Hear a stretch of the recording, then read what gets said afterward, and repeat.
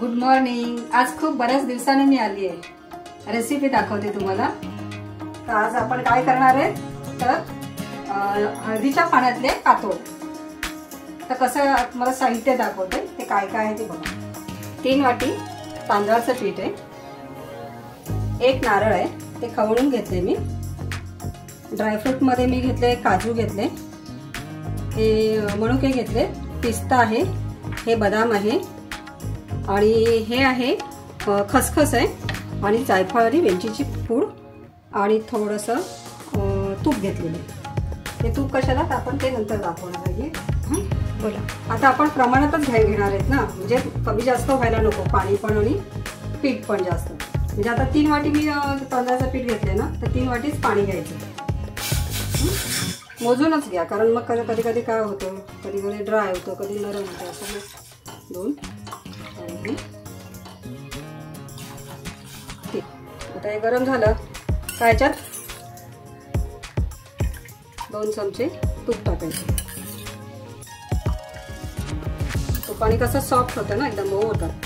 जसं आपण त्याच्यावरती गोड पदार्थ असल्यामुळे थोडंसं मीठ, चवीपुरती मीठ टाकावंच लागतं, नाही तर कसं ते अळणी लागतं ना, ते बरोबर चवून होतं। आम्हाला तर गोडामध्ये थोडंसं मीठ पाहिजेच, मग आम्ही मीठ टाकतो त्याच्यात। ही उकळी आली आहे, आपण आता त्याच्यात पीठ टाकून घेऊया। तांदळाचं पीठ आहे ना, हे आपण टाकून घेऊ।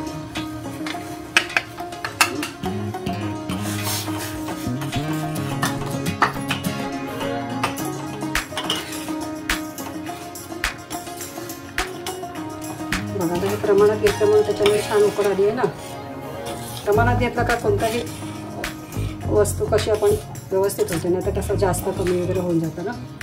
आता हे आपण उकड घेतलेली आहे, आता याला वाफ येऊ देण्यासाठी आपण 2 मिनिटं ह्याच्यावर झाकण ठेवूया, उकड चांगली। आता ना आपण ना एका साईडला उकड घालून घेतली आहे, ती थंड होईपर्यंत आपण आता सारण करून घेऊया। तर सारणासाठी आधी आपण काय ह्याच्यात टाकायचं तर 2 चमचे, परत 1 चमचा टाका, जास्त पण नका टाकू, थोडासा 1 चमचा तूप टाकून घेऊया आपण।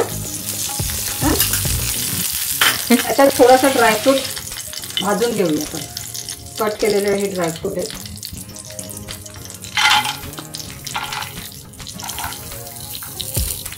कच्चं पण राहणार नाही ना।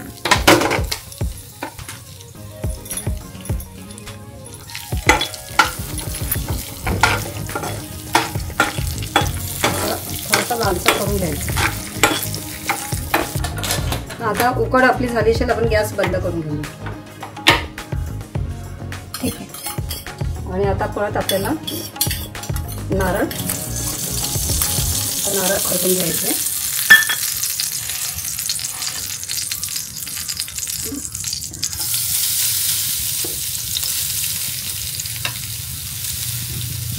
थोडं भाजून घ्यायचं।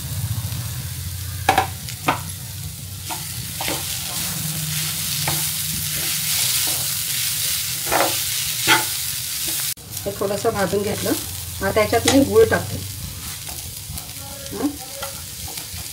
मी मगाशी ना गूळ सांगायला विसरलेली, पण हे आता मी ऍड करते ना, ते तुम्हाला कळेलच। गूळ म्हणजे पहिलं तर गूळ तर पाहिजेच, आणि ह्याच्यात सुद्धा मीठ टाकायचंच आहे। गोडाचा पदार्थ आहे ना, म्हणजे थोडं मीठ टाकावंच लागतं त्याच्यात पण आणि ह्याच्यात पण टाकलं। जसं आपण मोदकाला कसं करतोय ना, तसंच करायचंय, फक्त ह्या हळदीच्या पाण्यात आपण ते पातळ करून हे स्टफिंग करणार आहे।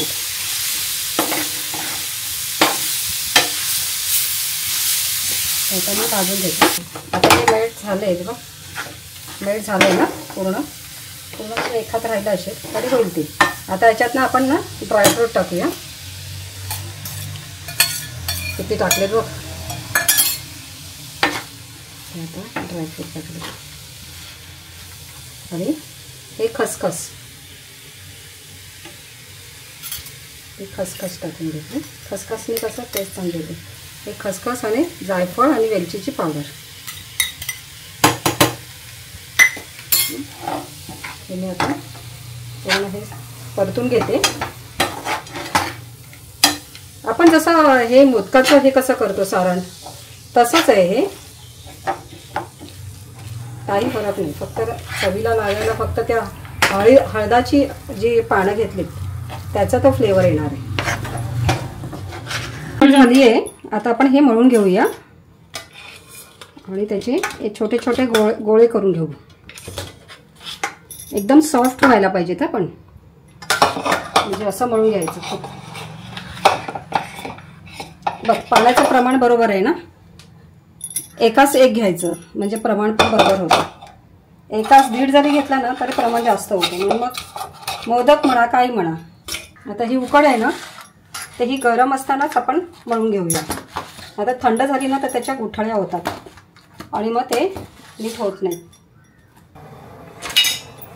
आता हे मळून घेतले मी असं एकदम सॉफ्ट एवढ्या प्रमाणात करायचं. आता ह्याचे गोळे करायचे. तर लिंबाच्या गोळ्या एवढे मोठे करायचे बस. आता हे पानं आहेत ना, ते हळदीची पानं आहेत ना, ती आपण कट करून घेऊया. याचे 2 भाग करायचा, कारण एवढा मोठा काय लागत नाही आपल्याला ना. तर याचे 2 भाग करायचे. हा काय स्वाद येतो बघ याचा. हळदीचा पाण्याचा वास बघ किती छान येतो. स्वाद नाही म्हणता येणार. हे आता असं थापून घ्यायचं. लाटणीने लाटलं तरी चालेल, पण आपल्याला भाकरी हे करायची आता सवय आहे ना, थापलेली भाकरी करायची. आता हे असं करून घ्यायचं. त्याची जाड नाही करायची. थोडासा पाण्याचा हात पातळ करायची, कारण जाड नको लागायला. पातळ करून घ्यायची एकदम. आता ह्याच्यात हे सारण असं लावून घ्यायचं.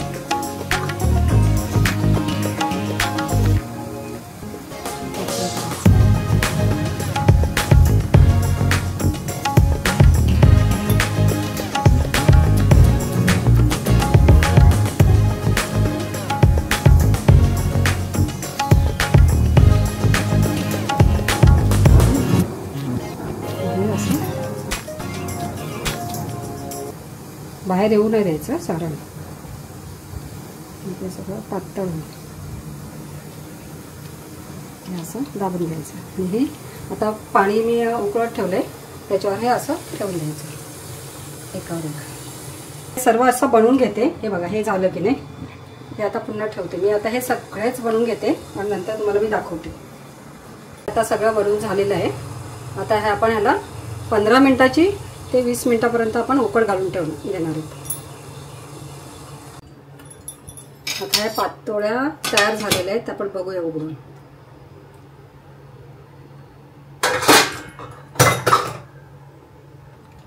वाव, काय खुशबू येते बा ह्याचा, हळदीच्या पानाचा. मस्त वास येतोय. खूप गरम आहेत ते बघा. छान दिसत आहेत ना. हळदीचा कलर पण आलेला आहे.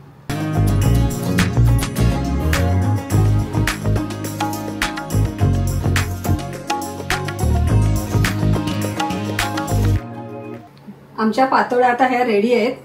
तुम्हाला कसं वाटलं ते कमेंट्स करून आम्हाला नक्की कळवा. आणि तुमच्याकडे ह्याला काय सांगतात ते पण सांगा मला, कारण आमच्याकडे हळदीच्या पानातल्या पातोळ्या सांगतात हे माहिती आहे मला.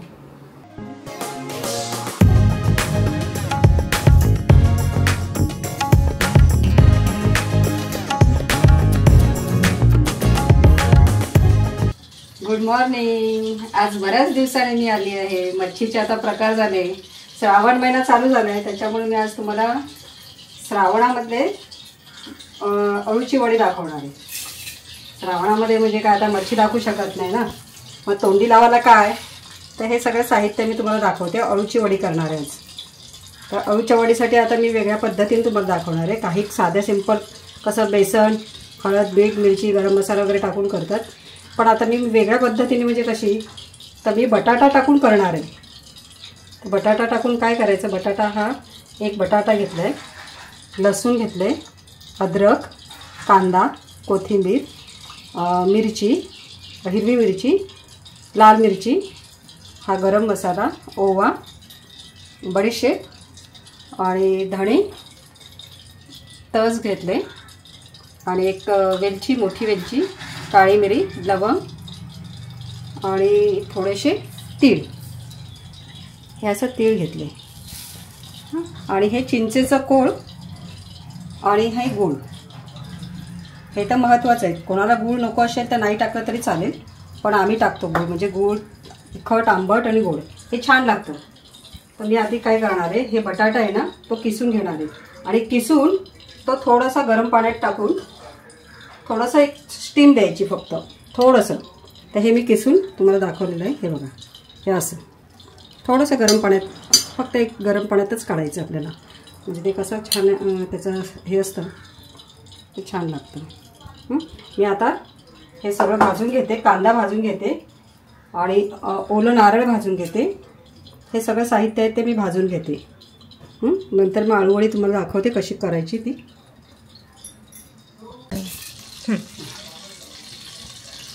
आता हा मी कांदा ना थोडासा फ्राय करून घेते, लालसर करून घ्यायचा. ही माझ्या आईची पद्धत. माझी आई नेहमी करायची, पण कांदा नेहमी टाकायची आणि बटाटा पण टाकायची. ती अजून मला मी खाल्ली आहे. ती बऱ्याच दिवसांनी केली नाही. मुलांना आवडत नाही ना कांदा वगैरे टाकलेलं, म्हणून कांदा काही टाकत नाही.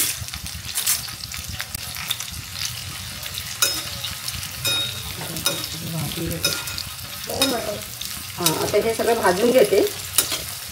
आता हे थोडंसं भाजलं ना, थोडं लालसर व्हायला पाहिजे. त्याच्यात मग लसूण टाकायचं. त्याच्यासोबत पण लसूण टाकलं तरी चालतं. आता लसूण टाकलं.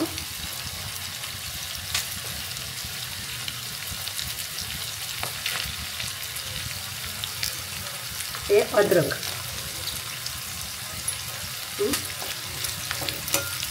परतून घ्यायचं. कांद्याबरोबरच परतलं जातं ना ते, त्याच्यामुळे काय वेगळं टाकायला नको. आता हिरवी मिरची पण त्याच्यातच टाकून घेते. आपल्याला याचं वाटपच करायचं आहे ना. आता ही हिरवी मिरची आणि ही लाल मिरची, ही लाल मिरची पण याच्यात टाकून द्यायची. ती पण भाजली जाईल चांगली तेलामध्ये.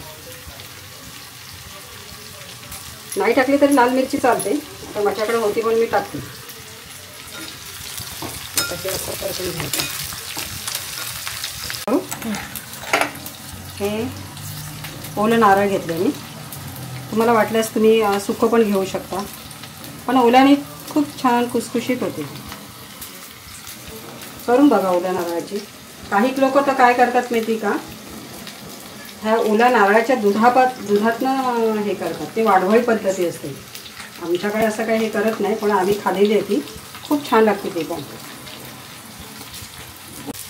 बघा आता हे लालसर झालं ना, आता हे काढून घ्यायचं आपल्याला. जसं आपण मटणाला किंवा कसं वाटप करतो ना, तसं हे फ्राय करून घ्यायचं. आता मी काढून घेते आणि त्याच्यात मी आता ओलं नारळ टाकते.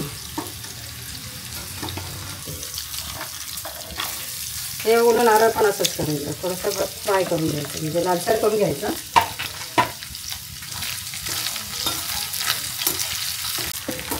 आता हे झालं बघ लालसर परतून घेतलं ना आपण. आता हे गॅस आपण बंद करूया. आता काय आपल्याला भाजायचं नाही. खडा मसाला आहे तो नंतर आपण तव्यावरच ठेवून भाजायचे. आता हे मी काढून घेते.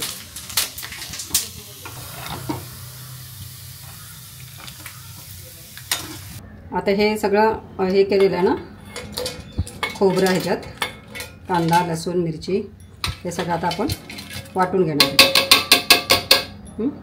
त्याच्यात हा गूळ टाकायचा. हे चिंचेचं पाणी बेसनामध्ये टाकलं तरी चालतं, पण आता मी ह्याच्यात टाकून घेते. ते मिळून येतं ना मग सगळं. ह्याच्यात मी टाकलं.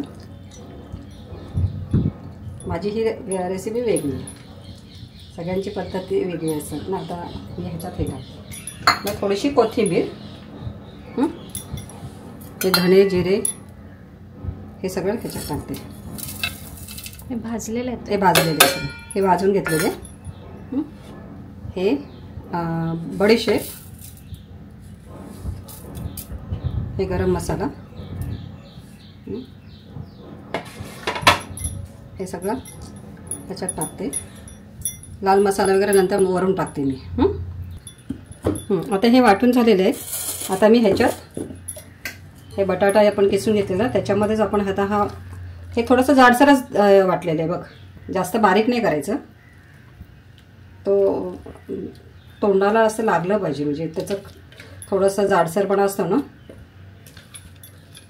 तो दाताखाली यायला पाहिजे, म्हणजे छान लागतं ते. आता हे टाकलंस आपण ना याच्यात, हे सगळं मिक्स करून घ्यायचं. त्याच्यात थोडंसं हिंग मी सांगितलं नव्हतं, पण थोडंसं हिंग टाकायचं, म्हणजे ते बेसन आपण टाकतो त्याच्यामुळे ते बाधत नाही मग. आणि ओवा पण तसंच आहे, आपण बेसन टाकल्यामुळे ओवा तर पहिलं पाहिजेच, मग ते बाधत नाही. आणि हे तीळने कसं एकदम क्रिस्पी होतात, मग हे तीळ टाकायचं. याच्यात आता कोथिंबीर, आपण आधी पण टाकलेली कोथिंबीर, पण आता भरभरून टाकते बघ कोथिंबीर, खूप टाकायची, म्हणजे कसं चवीला पण चांगली लागते. मग ह्याच्यात आता बेसन याच्यात मावेल एवढंच टाकायचं.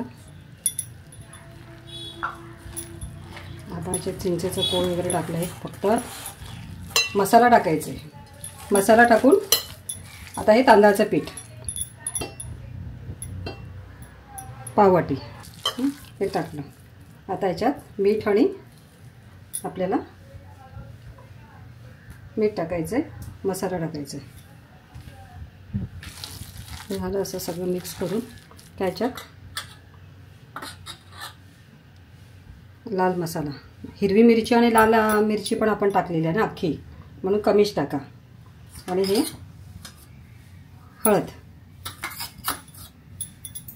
थोडीशी हळद, गरम मसाला वगैरे टाकलेला. आता मीठ थोडंसं टाकू चवीप्रमाणे, चवीनुसार मीठ.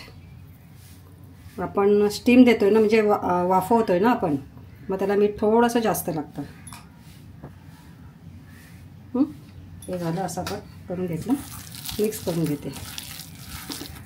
हे कसं आपण जाडसर केलं, खूप पातळ नाही करायचं. पातळ केल्यामुळे काय होतं, ती वडी पण चांगली पडत नाही, रोल करायला पण जरा अवघड पडते. आणि अवघड पडल्यामुळे मग ती रोल करता करता ती जरा इकडे तिकडे होऊन जाते. आता हे आपण अळूची वडी बनवायला सुरुवात करूया. हे आता अळूची वडी आहे ना, ह्याचे हे असतात, हे शिरा दिसतात ना, ते जाडसर असतात, त्याच्यामुळे आपल्याला वडींना अशी दुमडता नाहीत, म्हणून ती कट करून लाटणीने लाटून घ्यायची.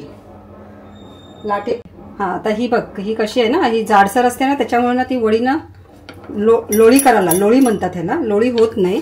त्याच्यामुळे आपण काय करणार आहेत, ही अशी लाटणीने त्याला करणार आहेत. म्हणजे दाब दिलं ना तर ते मऊ पडतात, ते शिरा असतात त्या, आणि मग लोळी वळायला चांगली पडते. आता मी सर्व बनवते, नंतर तुम्हाला दाखवते.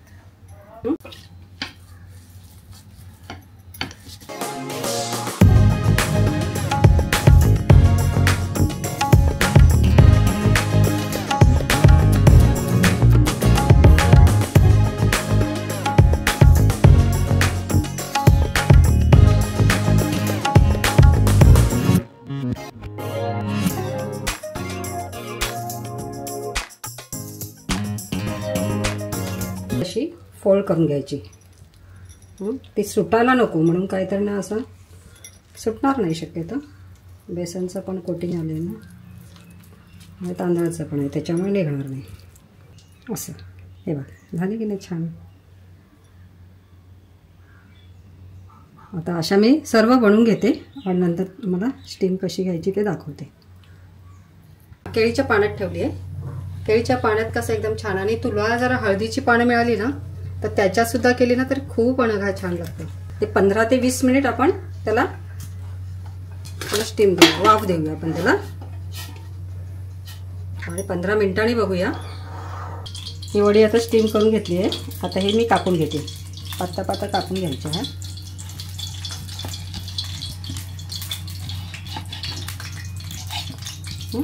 फ्राय करून घेते कापलेल्या वड्या.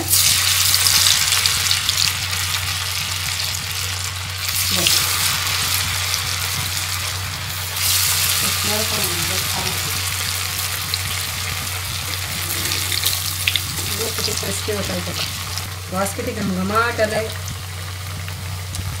चला, मी आता आळूच्या वड्या फ्राय केलेल्या आहेत, ते खाऊन पण बघते आता. पण खूपच सुंदर झालेलं तर असं मला तरी दिसतंय.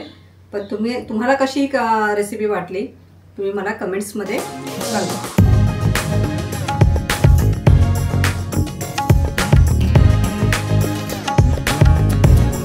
नमस्कार.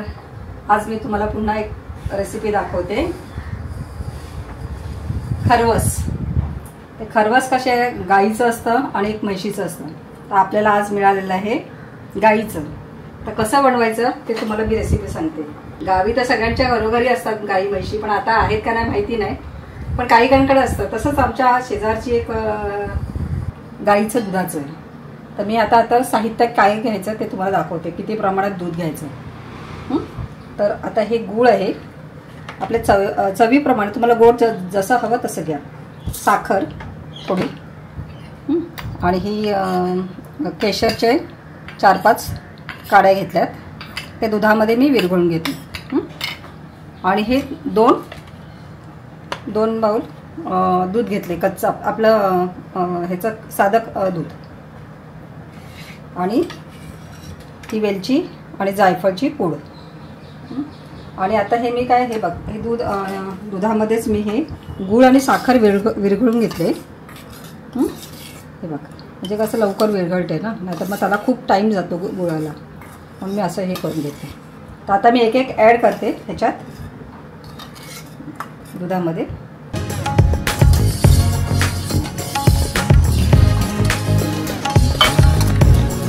हे साधं दूध आपलं, हे पाव लिटर आहे. अर्धा लिटर ते असेल तर हे पाव लिटर टाकायचं असतं साधं. आता हे केशरचे भिजवलेलं.